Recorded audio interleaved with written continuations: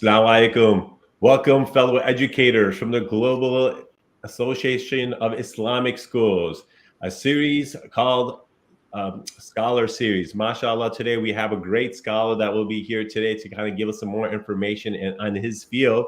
But MashaAllah, we are now representing more than 20 different countries. So educators from all over the world. We're really excited for our next episode. And today I have my partner with me, Imran Nanawala. How you doing, Imran? I'm doing great, Habib. How are you? Good, good, good. Thank you so much for getting the flyer out, the marketing out, making sure the whole video setup is there. So inshallah ta'ala, I want to maybe ask you maybe to kind of jump into this interview later with if you have any questions that you see. But for us, mashallah, we're just going to take 30 to 40 minutes here, but we want to make sure it is nice and concise, and at the same time, there's something we can take home some information with, and it hopefully benefit our students.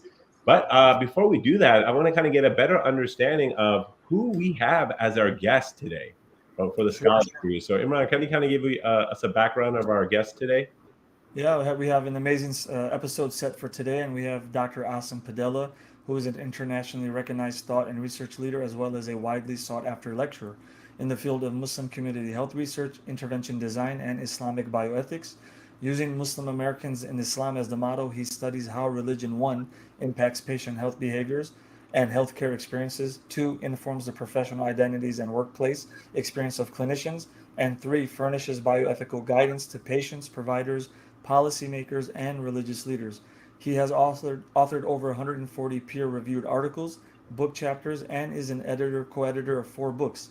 He also serves in an editorial capacity for the Encyclopedia of Islamic Bioethics, American Journal of Bioethics, BMC Medical Ethics, International Journal of Islam, BETIM Journal of Medical Humanities, and TAHFIM Journal of Islam and the Contemporary World. So quite a bit, and I know based on this, the topic that we're going to discuss today, some very, very unique questions about the youth, about bioethics, about revelation and certainty in faith. So very excited. Yeah, mashallah. So we're excited to have Dr. Padela on. So let's go ahead and kind of bring him in. Now, I know Dr. Padela, may Allah bless you, and I really appreciate it because I know you are on call. And as an ER doc, I know at nights it's not easy. So I know you just finished your shift, you haven't even gotten home, got into an office, and he's ready right now to go ahead and talk to us. So Jazakallah khair, Dr. Padela, for taking your time. Assalamu alaikum warahmatullah. Alhamdulillah, wassalatu wassalamu ala rasulillah wa ala alihi sahbihi wa wala. No, it's really a pleasure to be with you all this morning, inshallah, on this beautiful summer morning. It was, as you all know, for those who are listening, or those who are not listening, if you don't know, it's a holiday weekend in the United States, which means that the ERs were very, very busy. Alhamdulillah, we'll try to make two, but it's really a pleasure to be with you guys this morning. Alhamdulillah. Hey, so we want to, I know you're tired, so we're going to make this short, but at the same time, we want to make sure that we get all the little information that we can from you. So I'm gonna go straight right in. You look at your bio, mashallah, there's a lot of research and work you've done. So why, bioscience in Islam? What got you, into this field and this research? Yeah, alhamdulillah, I think that there's three things I would say on that level. I mean, as you just heard, for those who are listening, I'm a physician, right? And so whenever we think about our professional life, we also have to think about how our tradition kind of helps us think about that professional life, right? So what are the characters, as you heard a sign about, so what are the character traits, or what are the ethical values we should bring forth in our profession? So at that practical level, whether you're an accountant or whether you're a physician, we should think about how Islam informs that professional sort of character, that professional values, and actually the practice of that field as well. So that's just one on a personal level. So for me, it's always been trying to merge an Islamic identity that we have with kind of the professional identity that we are taught. And I'm saying taught specifically because we are, right? All of us are taught how to be professionals or what our fields are about. And we have to take a critical lens to that approach, right? Whether we learn in a Islamic school environment or whether we learn in a non-Islamic school environment, we have to think about how Islam informs the way we are in our profession. So that's one. And for me, that's always been a quest, always trying to merge those things, as you know, Habib. But I've had some Islamic sort of background and training, and so that allowed me to think about more deeply what that means. Two, and I think this is maybe more important for the audience here. Everything that we consume in society, everything in the popular culture, I think has to do a little bit with, and maybe I'm biased, but with sort of the biological notions of the human being. Mm. So almost everything, right? So if you look at any popular media narrative today, we talk about sort of aliens, right? Then that has something to do with what is human beings, right? Or we're talking about whether we can live forever. Well, that has something about the biology of science and how we think about the extension of life or the radical extension of life. When we think about can we can we build cyborgs that are sentient, right? Can AI be sentient? It has to do with sort of this notion of, okay, what is a human being? Can we move our minds into some other body? So everything, and that's just bias, right? But when I look at any popular culture narrative and story today, it has to do something with bioscience. And then it forces us to think about, well, what does Islam say about us as human beings? So that's the second relationship. And I said there's three. The third is that being a parent of children who've gone to Islamic schools and the wonderful schools that you run, Habib, and some of my kids run your schools, but others as well. I find that our youth, particularly, don't have some skill sets to engage in the world with that critical lens. And for me, it has been a process of moving upstream. So in dealing with, community members to then medical students to now even further upstream, early in education, with Islamic high school and college students who sometimes don't have this, or we're all struggling for it, but they don't have this sort of critical lens to think about what they're actually imbibing in society and how Islam informs that. Simply, I don't want to take too much time. How do we look at the world from an Islamic lens? Right, that question is a big question, and sometimes they just don't have this sense. It's like, oh yeah, I'm praying and I'm going to do salah and so on and so forth. But no. The whole point of the tradition is to make you look at everything in the world with a certain lens. What's that lens? And they can answer that, and that's disturbing because our society will force them to think about from different lens if we don't prepare them with our lens, right? SubhanAllah. I think what you're bringing up is really important because kids, we want our kids to learn to know Allah better. And I think this is great. And then so now when you've done this and you kind of brought this up about students, right? High school students and maybe when you're dealing with sometimes medical students. So why now, like this? You've been our topic today is the importance of teaching bioscience and Islam. Um, why high school students right now? Why do you think? Why is it so important to now start dealing with some of these and having these discourse at a high school level? Right. Yeah, that's a good question. I mean, I think there's several ways to answer that as well. But the first simple thing is that at least for many of our kids, they idolize this notion of being a physician, right? And that's put into them very early. It's not in college. It's really early, very early. So you got to be a doctor, and being a doctor is like being a great Muslim. I mean, that's what they think, right? That's what they're told by their parents and then by society. And so that's part of their notion of what field I'm going to go into, what area I'm going to occurs early. Yes, we change our minds perhaps in college, but it occurs very early, particularly in secondary school. So that's one thing. Sociologically, we have pressures, whether good or bad, to be involved in the medical fields, and they're always starting off with that. They might move somewhere else, but they always start off with that. So I think that is one area we can say, okay, well, if this is what you think you might want to get into, let's talk about that field. And let's talk about how the bioscientific lens, right, influences how we think about things. So a simple thing is when you go into medicine, you're thinking about the body as a biological machine in a sense, right? There might be some other parts to it, but we don't know what those parts are, and our science can't tell us really what those parts are. So let's just deal with the body as a biological machine, and we reduce this sort of mystery of humanity to the functionings of some chromosomes and how they express proteins. There's a reductionist view that just becomes part of the part of the area that we're going into. And as I said, Muslim high school students don't necessarily understand that. They just get indoctrinated in doctoring when they move forward. Secondarily, I said to you this idea that why high school students, you asked me why high school students, the issue is that they are going to unwittingly, I think, at that age, take on stances from society that are occurring. So, we teach in high school, but they spend a lot of time outside of high school. And what they spend their time outside of high school, they're going to learn about the human being in certain ways that they won't even recognize that they're learning about it in that way. And popular media narratives are simply about that, I think. Right? So there's a certain notion of what the human being is that they pick up by watching movies or reading articles. And that's not, you're not teaching on that, right? But they are, at that time, they're forming this notion that will inform their entire life view later on. And I think it's important at that stage to give them some tools by which they engage with that. Thirdly, to me, it's about this amazing thing. We talk about it, you talk about it, and I've heard you speak about it, that look, the Quran are ayat, right? They're signs of Allah's existence. And science is also signs of Allah's existence. Look at the beauty of the human being and the body and the functioning and the society. Look at the beauty of how you can hear bird song, like all this beautiful stuff that Allah's created. So you're trying to get them to see, right? That there's signs in the natural world indicating to Allah subhanahu wa ta'ala. But do we do that in our scientific classes in high school? When you're prepping them for AP biology tests, are you actually saying, okay, no, this is a sign to indicate Allah's existence? I would wager that many of us aren't doing that. Yet we're in an Islamic school, and you're talking about the Quran as an ayat, and you say that the other stuff is also an ayat, a sign towards Allah, but you're not doing that. So that connectivity, I think, is extremely important.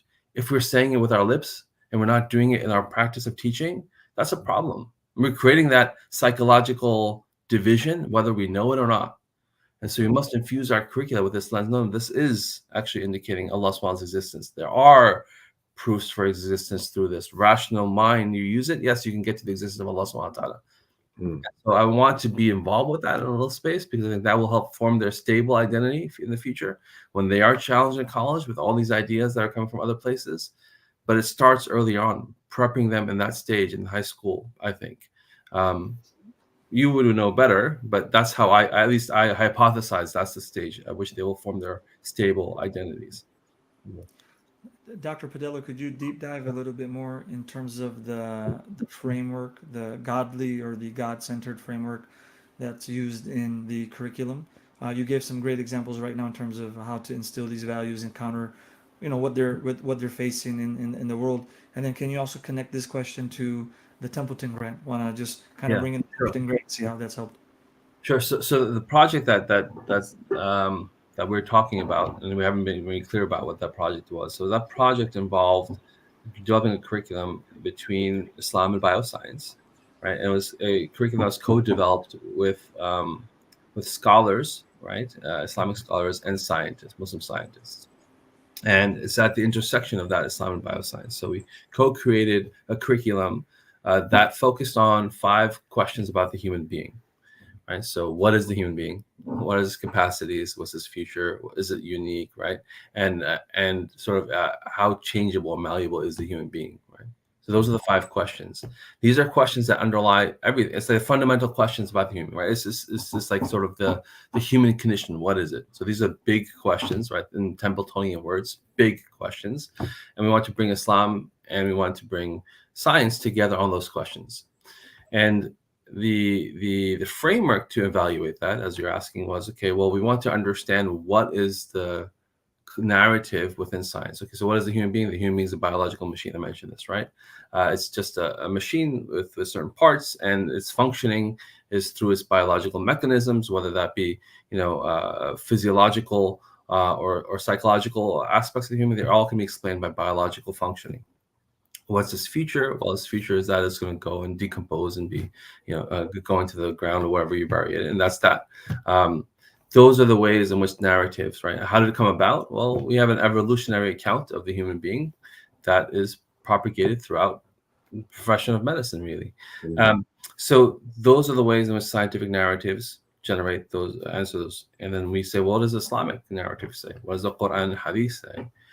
But the framework is evaluate both of those narratives through understanding the certainty around those narratives. So when science says to you, hey, we know about evolution is kind of the straw man sometimes, but it's also the classical example. If science says human beings evolved, what does that really mean first?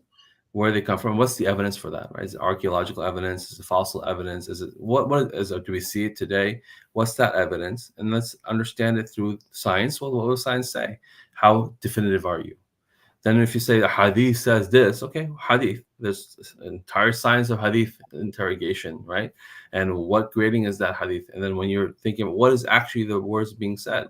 So you bring these two accounts together, evaluate them in terms of certainty of those fields themselves, what science would say, what the hadith sciences would say. And then you say, okay, well, what do we know?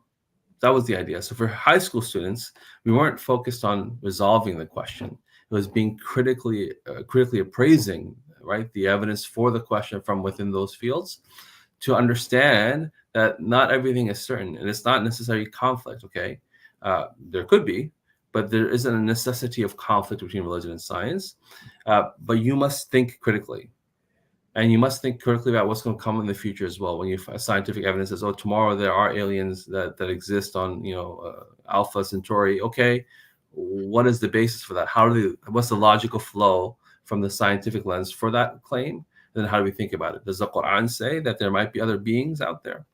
Does the Hadith say that, or did some Islamic scholars hypothesize about that? And so we would kind of have this sort of critical appraisal of evidences.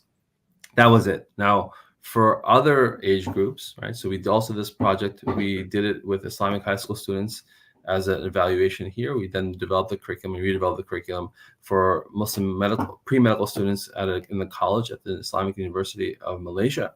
And we also did the same, but we expect to be a little bit more in-depth engagement with the material at hand, right? And if you do it in different environments, you would say, okay, well, Muslim medical students should be able to handle it even further in depth, or scholars, they should be able to answer the questions, right? Mm-hmm. So in any case, you might move further down into interrogation at each level of what the students are prepared for. Does that help? Absolutely. So I think so.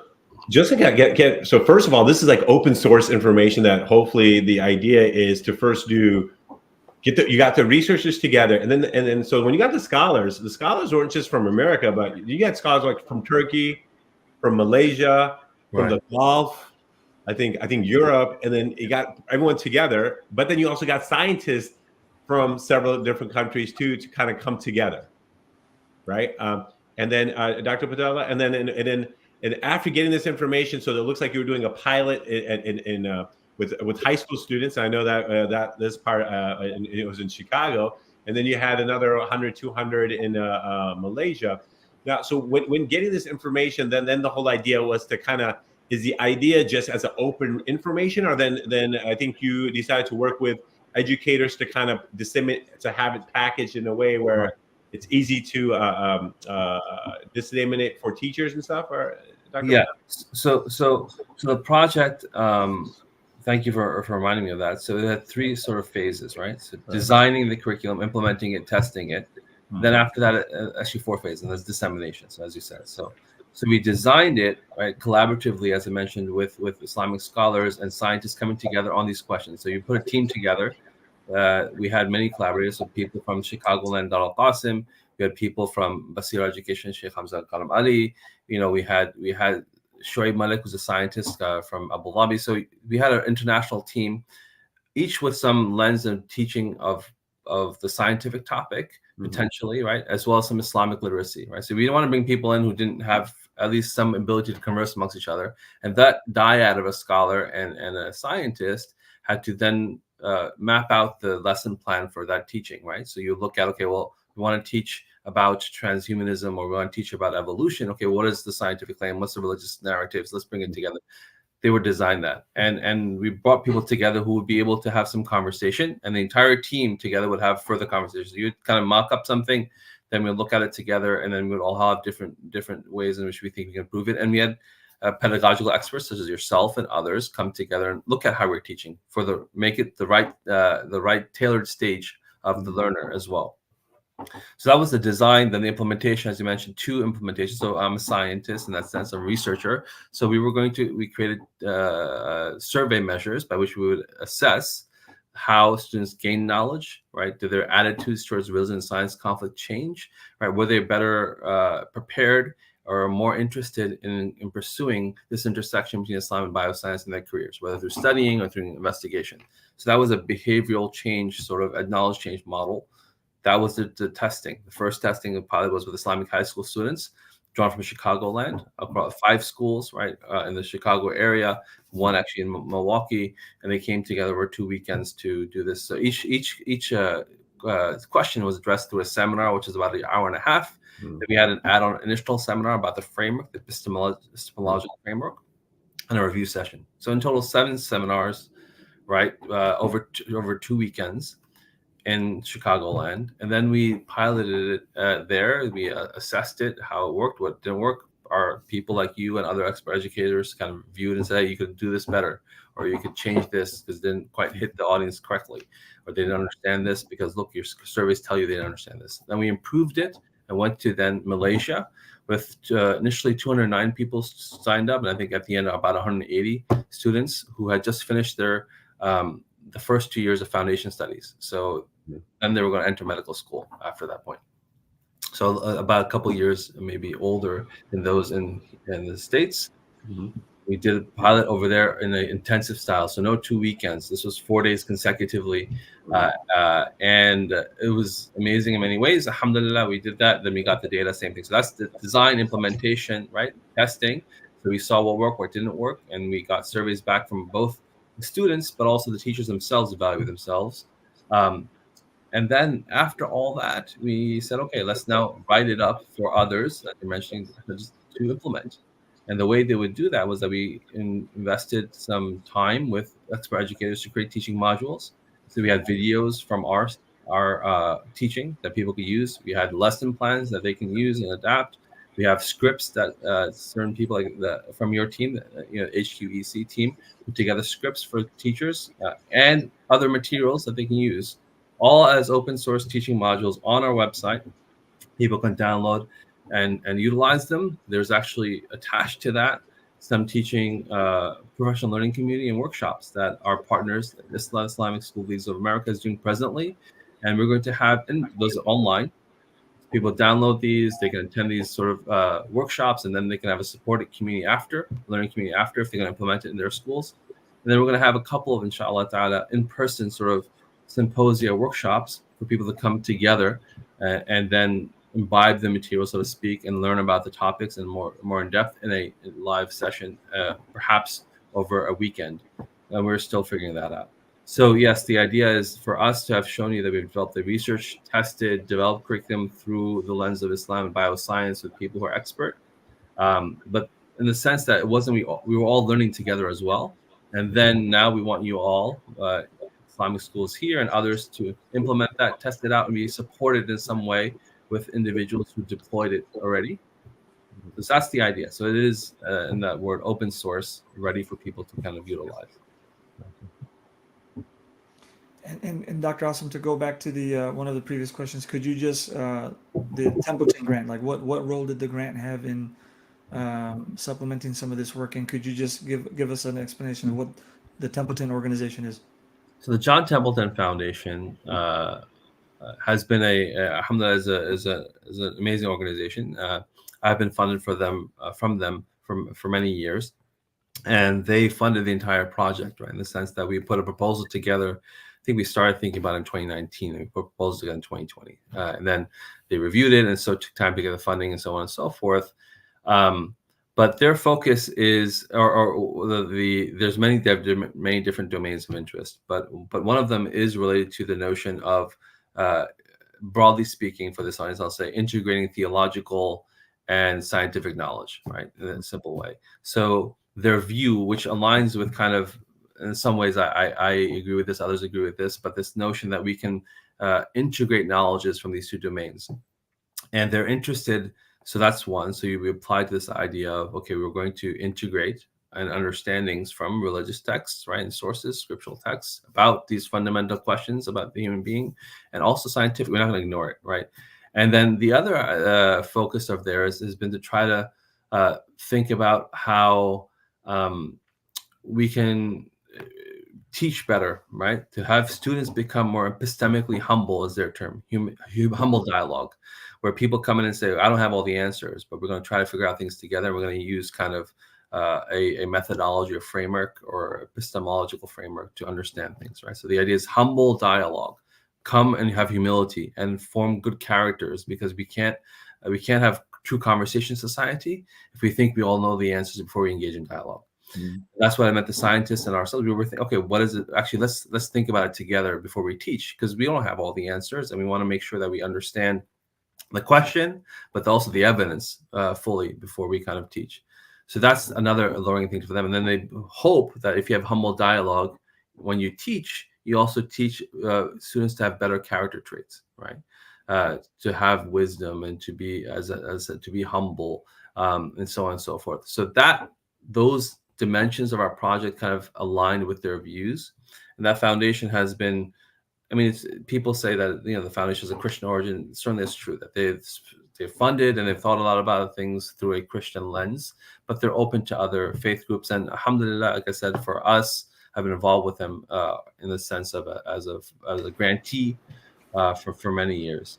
So we were blessed that the entire project, our time, our convenings, the funding to kind of create the teaching modules, all of that was through them. And without their assistance or actually support, none of this would have happened, to be truthful. So now, when you've been working with the students at a high school level to even some medical students, right? So when you looked at some of the topics, I got to, see, you had like evolution, free will, right? Extraterrestrial life, these questions that, when you interacted with the students, what were some things that you noticed that's very important for us as educators now, working with students day to day, and educating them, especially some of our science teachers, with the religious teachers? What would be some things that you want us to just be aware of? Again, I know your research is going to be open source for everyone to have, inshallah, in the next few months. But what were some like take home moments or aha moments, or something that you could say nasiha to us educators? Yeah, keep in mind. So our hypothesis going into this that students, obviously, they go to different Islamic schools or colleges, and they have various different backgrounds. And so some of the interesting things, I think our interaction with the students was illuminating for us as well, right? So all of us came from different backgrounds in terms of teaching. Most of us in the college or graduate school level, not at the high school level. Mm-hmm. And what was illuminating are a few things. So I remember that students would, let's talk about the Malaysian for a second, then I'll talk about the United States. So in the Malaysian course, they were much more, what's the word? They had a much more sense of integration already, because we're at an Islamic university in Malaysia, and they thought, oh yeah, religion and science, they don't have any conflict, right? Mm-hmm. And so for them, it was interesting. We say, well, look, this is the narrative from science. Here's a narrative from religion. Is there a conflict? There was something they hadn't thought of. They had assumed integration. They had assumed, obviously, a Tawhidic worldview, but they hadn't been forced to actually truly think about that, in a sense, which was interesting for us, because you would assume that if you think of maturation of knowledge, it's okay, I see conflict and I bring it together. So you would think that comes at the end, right? After you've seen all this stuff, not a priori. But it was a priori embedded within them. Oh, everything's together. And they hadn't been forced to think, well, okay, tell us then, how do you resolve this issue? Or how do you think about this, right? So so that was one. And so I think for educators thinking about, well, do we actually open the box and then have them form a more stable identity? Is that better? Or is it just say, no, everything is fine, don't think about these challenges a priori, right? Don't think about them really in depth.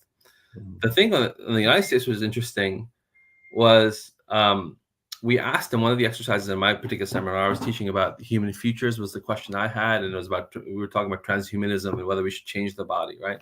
Mm-hmm. And science does that. I mean, medicine does that, right? People think we can become cyborgs, and should medicine be doing that kind of thing? What was interesting is when we asked them to look at these popular narratives that were in media clips, and like we used, and you told me I'm dated, but ideas about people mind uploading, right? So this is in many movies here, or the idea that you can kind of become a cyborg. Many movies here. I'm not going to name them. I'm not giving any marketing material for Marvel, whatever else it is. But nonetheless, a lot of these movies have these things. So we saw some clips, and we asked them, make this more Islamic. It was really interesting, surprising for me that the way they would make it Islamic would be, okay, let's put a hijab on the woman, right? or let's make sure, like, it would be this very superficial narrative change. Oh, we're going to become cyborgs, do jihad, and that wasn't the point. The point wasn't that we're dealing with the notion of the human being. It's not that you become a hijab, now you're Islamic, or okay, you're gonna fight jihad, that's why it's okay to become a cyborg. It was the idea of becoming a cyborg. It has something antithetical to the Islamic tradition. And that's actually a real key point for you educators here, because they, as I said, they're imbibing understandings in everything they're consuming in social media and popular media, in the books they read, in the fiction novels, everything. Unless we equip them on some notion, let's think about what they're actually saying, let's understand that narrative, then they're just going to believe that first and then say, well, why does Islam have a problem with it? Right? What's the purpose of life? Or the purpose, they won't see the problem, and they've already imbibed the understanding from external sources. So in Malaysia, that wasn't as much of a problem because Malaysian media, right, has some integration within it already, right? And the things that they consume, yes, they come from the United States, but there's another whole system of what they're imbibing. Here, they're not. So that's one thing, right? And I'm being very, very honest that it's really present everywhere. There's a narrative of what the human being is and what it should be that affects everything, that we just let it go, right? And we deal with these. And I'll say, learning from our Christian colleagues, right? Christians have had a few issues that they're very worried about. I'll tell you, right? You know this, abortion, this and that, those hot button topics. But in the rest of it, they've kind of let it be. And are we going to follow the same model? Oh, we are just hot button topics, a few critical issues. Everything else that you're imbibing is fine. Or no, we actually have a vision for humanity and for society.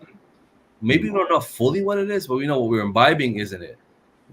Okay, and so that's one. Or in this sense, the other interesting thing for me was that they were very hungry for this sort of stuff, right? That having a view of, let me take, and I think we should think about this really. Like, if you say, I want to read a science novel, and then have a class, let's think about what that meant for you. Let's think about how you think, what were they were saying. Like, do we have these open spaces of conversation in our Islamic schools or not? Where we just talk about popular media, or we're talking about what I heard here? I mean, is there this sort of current events through an Islamic lens? I don't, but there's got to be some space for them to converse freely, and not just in a curricular, here, learn this, here's a lesson plan, take this test, but some way to have conversation around these things that they're thinking about. And I don't know if it exists. I think it should exist. It should exist for people who are willing to engage with their ideas as they are, and then say, let's kind of be on this journey of understanding what Islam calls upon us to do or not. And let's bring people in who will tell us something about what Islam says. I think those open spaces are critical, both in the Muslim world and non-Muslim world. So they're very hungry for that. I mean, because they would spend time after the seminar, let's talk, let me get, and, we were just there for a little time period. Does that help? Yeah, no, appreciate it, Jazakallah. Imran, do you have a question? I know we're slowly gonna. Sure. Minutes. Yeah, very fascinating, Dr. Asim, because Habib brought this project up that he was working on this a couple of years ago, and some of the first things that I was thinking about was, as you mentioned, elongating life to make these like intergalactic journeys to potential planets with life, the transfer of consciousness, installing various mechanical or technological parts in the body to enhance the body. But my question revolves around, if you were to gauge the Western, just keeping it in the Western context, where do you see generally society heading in? What direction are we heading in when it comes to, for example, elongating life, using technology, and what do you see the broader impact will be on society? So this as is a professional concern for me as a physician, and I teach medical students who are non-Muslim as well. We have classes on these questions. Actually, let me say that in the medical school that I'm at presently, I created an elective course. We have 40 students signed up around bioscience, philosophy, theology, and notions of the human being. That's the general term. It's the same sort of thing here. With medical students are from all backgrounds, and we're having dialogues around these critical questions because, believe it or not, even in medical school, and I've been at several, right? I've been in faculty at several. We actually don't talk about the human being. We treat patients and we understand diseases, but we don't talk about the human being is and what his future is. It's a sad state, right? That we are we're treating diseases and we're thinking about this entity, but we don't actually bring it up. Okay, what do you think the human being is? Okay, so back to your question, I am very concerned that the narrative of what the human being is informing the way we think about medicine. So there already are places. I mean, we can talk about you know the goal of people like Elon Musk and Neuralink. What is that goal, right? There are people who if you look and Google it, there are people who already have tried to take parts of their body and make it mechanical, create relationships where you can take some aspects of the brain and control other things, right? And the idea is, okay, maybe we can do mind uploading. I'm concerned that the profession of medicine, because the profession of medicine is thought about, we need to maximize life, right, in whatever way, that perhaps these ideas of transhumanism are an radical extension of life are already embedded within it. We have a whole centers that do anti-aging science, right? Take hormones, do this and do that to live longer. We already have people outside of the normal spaces, for example, that will do adaptations to your body. People can get implants. There's already a biohacking culture, right? It was very prominent in the COVID times, right? That already exists in society, which is trying to be put into the medicine so you can help people do that. And so I do think that these notions of all we're about is this life, all we're about is trying to prolong this life, and all we're about is creating technologies that help us kind of extend this idea to make ourselves stronger and better, right, for various purposes. That will happen, right? I believe medicine will have to be part of that, because we have the scientific and practical knowledge to adapt the body, to replace, to do genetic engineering, right, so that people can then breathe toxic fumes in society. Oh, we'll just change the genes so they can now deal with oxygen levels at only 14%, right? Or we can do X, Y, Z. So that is a concern. And I do think that unwittingly, in some ways, medicine is imbibing this character narrative, because what we do is informed by what society wants us to do, right? Those expectations fuel what becomes in the house of medicine. So a counter to that, there are, believe it or not, Christian medical schools in the United States that talk about, no, our goal is redemption of the human being, right? So, or from a Christian narrative of redemption, of what Christ the healer did, and so on and so forth. Muslims, unfortunately, don't have this sort of as robust notion of what the limits are of medicine. We have Catholic hospitals that say the Catholic healthcare directives, what the Pope says. And again, I ask you, though we have huge amounts of Muslims as physicians in the United States and in the West, where are they creating their narratives about what we should do and shouldn't do in medicine? Right. Even at Islamic medical universities, it's kind of this, oh, here's the fiqh of X, Y, that's it. But not the philosophical notion or theological notion, what's healing, how are we healers, what are we doing actually with society? And that is concerning. This project didn't answer that fully, but hopefully it equips them with some lens to think about that. So does that answer your question? Like, I am worried, and it is happening. I mean, it is absolutely happening presently.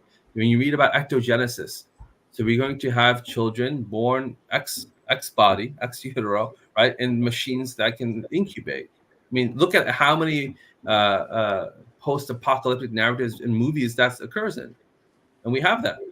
Right, we have that today. People want that technology. I don't want to have a child and be 9 months pregnant. Let's just do it outside the body. What does that mean for humanity, right? We already have marijuana, right? Okay, now look at the Brave New World. I'm dating myself, right? Brave New World and Soma make people feel better about them, right? Selves. And so, okay, let's already have openness about marijuana. And marijuana doesn't have medical risk. Actually, the reality is it does. But we in society are already okay with it. So the Pandora's box is already open. How are we going to go back? We're not going to go back. Those things, and medicine, physicians are part of that. Health research is part of that. So anyway. Yeah, but Dr. Padela, I really kind of appreciate it. For many of you out there, educators, may Allah bless, and he's a very humble individual, but because I realize in his bio he didn't add, but one of the things is he also has studied some traditional learning. So when you bring both things together, you kind of have that foresight of, inshallah, of making sure our kids are educated, but not just for this world, but also for the hereafter. And how do we balance what we are trying to do? In Islamic schools, that's our whole idea, right? How do we keep teach the deen in the proper way, that has them to have a better understanding of Allah subhanahu wa ta'ala. And then also benefiting our society. But I know we could keep on asking many questions, but we always trying to keep it limited so it's easy to digest. But Dr. Padela, is there a website for them to get more information about this new work that's going to be open source for everyone to have? Or it's just not just for teachers, but ulama, or weekend youth groups who could just take these resources, take it by subject by subject. Is there a website that they could go to get all this information, sir? Sure. So the general website is medicineandislam.org. That's for the Initiative on Islamic Medicine, which is our nonprofit organization that helped convene this work. And then if you go to research projects, you'll find one on the project we're talking about here, which is called Fostering Connections Between Bioscience and Islam. And then go on that page, you'll see the links, you'll see the videos, you'll see all that stuff there. You can sign up to be part of these workshops and learning communities as well. So it's a secondary link from that site. The overall site simply will be medicineandislam.org, and you'll find stuff there, inshallah, for benefit. May Allah bless all of you who are in the trenches, helping our students learn and equipping them with the deen and helping them understand what the dunya is for. And may Allah bless all those who put this together. I was just a convener and a bridge builder in a sense, but alhamdulillah, the content was through our scholars, our ulama, and our teachers, and they're the ones who actually did a lot of the hard work and hard work. Yeah, may Allah subhanahu wa ta'ala bless you for your foresight and your vision, and many other things. And also bioethics, Islamic bioethics. So all you future doctors or doctors, there's a lot of research that Dr. Padela has done. So Allah accept it. May Allah protect you and your family and put barakah in all your work in the future. And we ask that you keep us in your du'as too. Imran, thank you again, brother, for always setting things up and being a part of this. And to all you educators all throughout the world, keep doing what you're doing. Inshallah, we will get the Jannah money for it with these kids. Inshallah, Allah give us the best in this world and the best in the hereafter. Jazakallah khair. Assalamu alaikum. Wa alaikum salam.